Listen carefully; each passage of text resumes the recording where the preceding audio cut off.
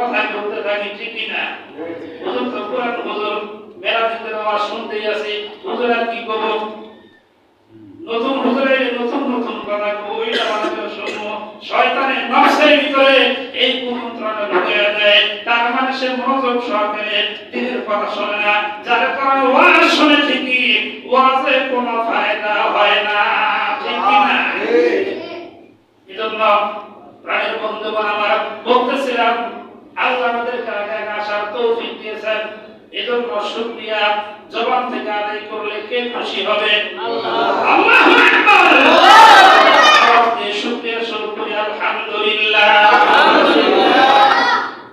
আল্লাহ পাক আমাদেরকে সৃষ্টি করেছেন আর তিনি আমাদেরকে বিধান দিয়েছেন আমি আপনি কেমনে চলবো, কেমনে কথা বলবো, কেমনে সংসার পরিচালনা করব, কেমনে আমার জীবনকে পরিচালনা করব, পুরা বিধি বিধান আল্লাহ কোরআনের মাধ্যমে দান করে দিয়েছে।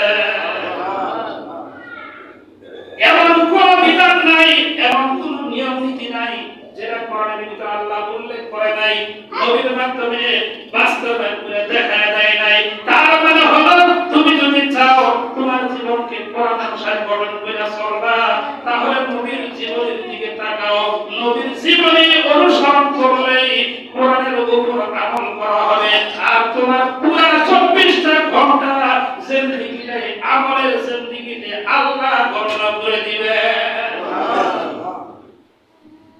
এজন্য অনেক ইবাদত আছে যে ইবাদতগুলো শরীরের সাথে সম্পর্ক, অঙ্গ প্রত্যঙ্গের সাথে সম্পর্ক, যেমন নামাজ হলো বড় ইবাদত, শরীরের সাথে সম্পর্ক, জবান ঠিক কিনা? তারপরে মানুষকে উপকার করা, হাত দিয়া হাতের সাথে সম্পর্ক, মানুষকে ভালো কথা বলে উপকার করা, এটা জবানের সাথে সম্পর্ক, জবানের ইবাদত। নবীজি বলেন কেউ যদি কাউকে হাসি মুখে কথা বলে তাও আল্লাহ তার আমলনামায় সদকা করার সওয়াব দান করে দেয়। শরীরের প্রত্যেকটা অঙ্গ প্রত্যঙ্গের সাথে ইবাদত রয়েছে, এগুলো হলো শরীরের ইবাদত। আবার কিছু ইবাদত আছে জান এবং মাল দুইটাই ব্যবহার করতে হয়, যেমন সামনে আসতেছে হজের মৌসুম। কিসের মৌসুম? হজের মৌসুম।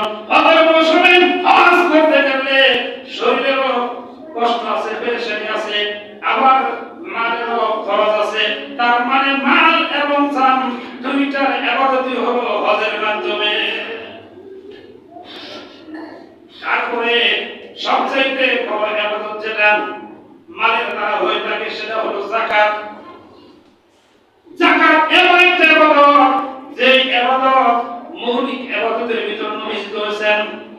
নবীজি যখন কোন সাহাবীকে যুদ্ধের জন্য পাঠিয়ে দিতেন আর তাদেরকে বলে দিতেন যে তোমরা কাফেরদের সঙ্গে ততক্ষণ পর্যন্ত যুদ্ধ চালাইবে, ততক্ষণ পর্যন্ত যুদ্ধ বন্ধ করবে না, যতক্ষণ পর্যন্ত তারা ঈমান গ্রহণ না করবে, যতক্ষণ পর্যন্ত তারা 5 ওয়াক্ত নামাজ আদায়ের প্রতিশ্রুতি না দিবে, যতক্ষণ পর্যন্ত তারা যাকাত আদায় করতে স্বীকার না করবে।